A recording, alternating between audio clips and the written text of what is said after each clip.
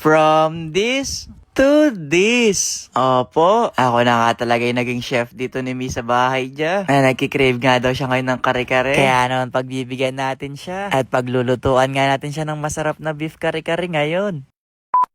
Kakatapos ko nga lang pala mamalengke ngayon na namili nga ako ng mga gagamiting sangka. Kasi nagkikrave daw si Mi ng kare-kare. Na ba't kaya nagkikrave yun ng mga guys? Chot! Bibili ko na nga lang sana dapat siya ng luto na. Kaso baka magalit sa akin to. Gusto pa naman niya ito yung luto ko. Na kapag hindi ko daw luto, di daw siya kakain.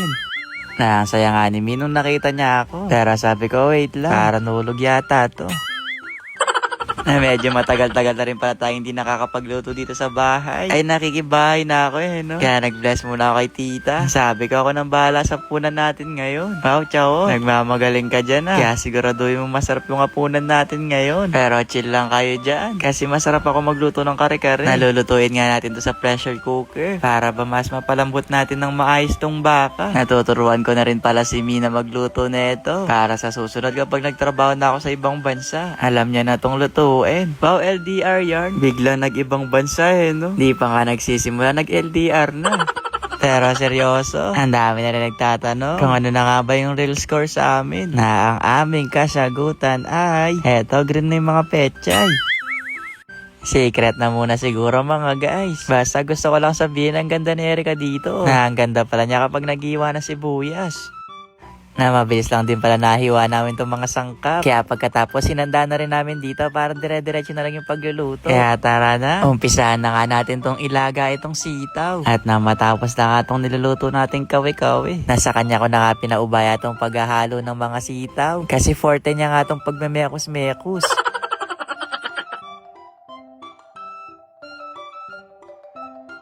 Mabilis ang pagpapakulo lang din pala to. Kasi baka mapasobrahan nga sa pagpapalambot. Natotoo pala yung sinasabi nila ng mga guys. Na mas masarap magluto pag may kasama. Na habang nagluluto nga kami dito. Eto si Tita sa Gedli kumakanta. Na para bang may background music kami dito. Ang awiting ito'y ay baka umulan mga guys. Kaya pagkatapos magpakulo, mag-uumpisa na nga tayo manggisa. Na di ko pa nga masyadong kabisado yung lutuan nila dito. Kaya nagpapatulong pa ako dyan kay Mi. Pero ayaw nga mag-init ng mantika. Kaya sinayawan na lang namin para uminit. Ay, ang kulit niyong dalawa dyan. Dalihan niyo magluto kasi nagugutom na yung mga kasama niyo. Pero naisip ko dyan mga guys, paano kung totoo talaga kaming kinasal no? Sabay pa rin kaya kami neto nagluluto. Pero sabi niya hindi na. Kasi gigising na lang daw siya na nagluluto na ako. Na parang ganyan daw. Ang dami naman nangyari sa paglulutong to. Kaya tara na. Tapusin na nga natin tong pagluluto ng kare-kare. Na malambot na nga tong baka. Kaya naman sinalin ko na nga tong pinagkuluan na sabaw. Para nga mas maging malasa nga tong niluluto natin. Na naglagay na rin ako ng peanut butter. Para mas maging malapot nga to. Na ang bango na nga mga guys. Na excited na tong kasama ko. Kaya naman pinataste test ko na. Para makapag-plating na nga tayo.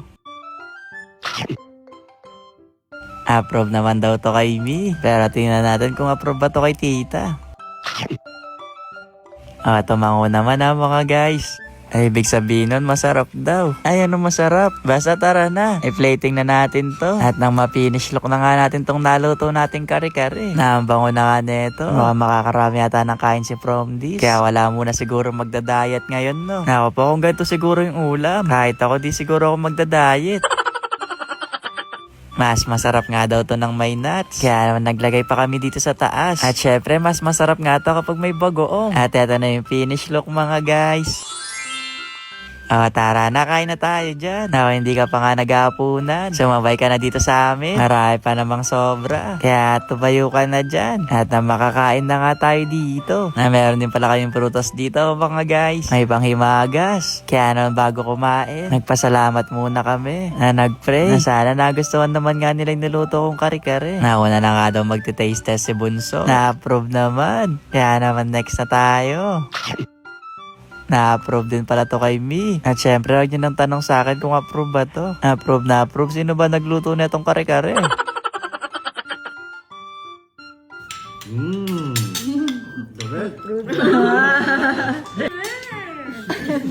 Mukhang nagustuhan naman nila yung niluto natin dito mga guys. Pati si ate nagustuhan din. Kaya naman tara, kain na tayo mga guys.